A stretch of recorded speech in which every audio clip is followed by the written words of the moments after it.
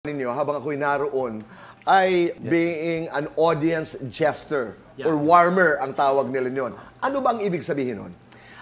Sino sasagot? Okay, 1, 2. Okay. Tito Boy yung jester kasi pag halimbawa, marami kasi mga audience yan. Pag pumasok sila, kailangan patawanin mo sila, i-hype mo sila. Tapos pag na-hype mo sila, sasabihin mo sa kanila kung ano yung bawal at saka yung dapat nilang gawin. I am understanding na kayo'y magkaibigan na noon. Paano naman kayo nagkasalubong? Sa comedy bar na, Aminin mo na yung totoo. naging kami, Tito Boy. Gaano katagal? Ang pangalan niya pa nun, Joan. Hi, Joan. Tapos ako ang pangalan ko nun, Raul.